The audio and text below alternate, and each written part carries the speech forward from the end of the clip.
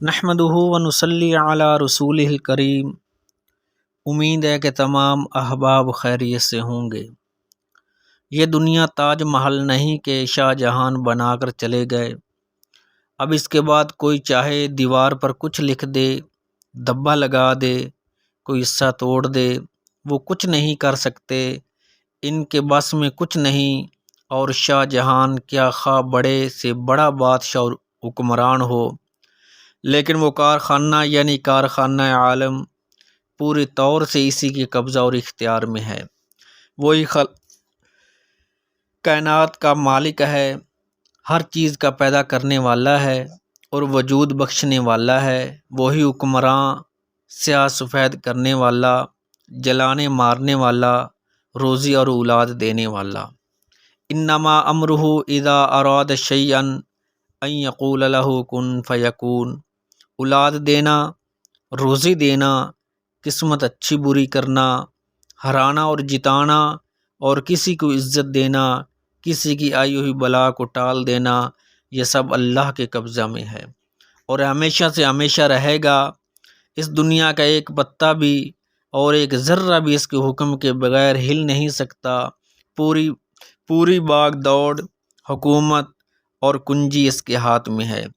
ایک بات تو یہ ہے کہ توحید کامل ہونی چاہیے۔ اولاد وہی دے سکتا ہے، روزی وہی دے سکتا ہے، عزت وہی دے سکتا ہے، جلانا مارنا اسی کا کام۔ یہ نہ کسی ولی کے قبضہ میں ہے، نہ کسی کتب کے قبضہ میں، نہ کسی غوث کے قبضہ میں، نہ کسی ابدال کے قبضہ میں۔ ایک بات تو یہ ذہن نشین کر لے۔ اور دوسری بات، قیامت کا یقین، آخرت کا یقین، اور اس کے بعد حضور اقدس صلی اللہ علیہ وآلہ وسلم کو آخری پیغمبر ماننا، خاتم النبیین، سید المرسلین، محبوب العالمین ماننا، اور یہ ماننا کہ شریعت انہی کی چل رہی ہے اور قیامت تک چلے گی اور آخرت میں کام آئے گی۔ قیامت تک اور کسی کی شریعت نہیں چلے گی۔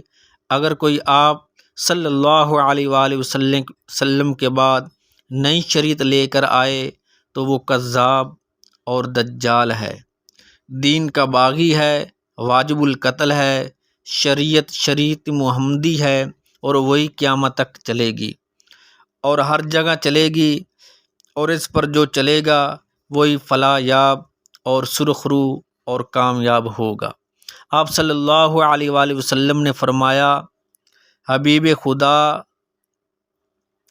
میں ہوں، اللہ کا محبوب میں ہوں۔ جو آپ صلی اللہ علیہ وآلہ وسلم سے محبت کرے گا، خدا اس سے محبت کرتا ہے۔ اور آپ صلی اللہ علیہ وآلہ وسلم نے فرمایا، لا یؤمن احدکم حتی اکون احب الیہ من والدہ وولدہ والناس اجمعین۔ یہ مرتبہ اور کسی بزرگ ولی کیا چیز کسی نبی اور رسول کو بھی نہیں ملا۔ یہ مرتبہ خدا نے آپ کے لیے رکھا تھا۔ ایک تو یہ آپ پر ایمان بھی ہو، عقیدہ بھی ہو، محبت بھی ہو، شفاعت کا شوق بھی ہو، اور اہتمام کے ساتھ ساتھ یہ کہ آپ میں شریعت پر چلنے کا اہتمام بھی ہو۔ آپ پوچھیں، آپ کے اندر جذبہ اور جستجو اس بات کی پیدا ہو کہ مسئلہ بتائیں اور اہل علم کے پاس جائیں، لیکن افسوس ہے کہ مسلمان یہ بات پورے طور پر نہیں معلومات لیتا۔ شادی بیاہ کسی طرح پر ہو، حضور صلی اللہ علیہ وآلہ وسلم اور صحابہ کا کیا طریقہ کار تھا، خوشی کا اظہار، غم کا اظہار شریعت اور سنت کے مطابق ہونا چاہیے۔ ماتم، گانا بجانا، تذکو احتشام، دھوم دھام، اور شادیوں میں وہ سب کام کرنا چاہیے سود لے کر، زمینیں بیچ کر، رشوت لے کر، بس جس سے ہمارا نام اونچا ہو جائے، ہماری حیثیت بڑھ جائے اور لوگوں میں ہم اونچے ہو جائیں، اور یہ چیز کا مطالبہ اور نہ دینے پر نہ زیبا سلوک، گردن شرم سے جھک جائے، کسی بری بات ہے۔ یہ سب شریعت کے خلاف ہے، اللہ کو ناپسند ہے۔ سب میں ہم پابند ہیں، لیکن شریعت کے صرف نماز روزہ میں ہی پابند نہیں بلکہ زندگی کے تمام شعبوں میں پابند ہے۔ ہر چیز میں ہمارے لیے نمونہ اسوہ رسول صلی اللہ علیہ وآلہ وسلم ہے۔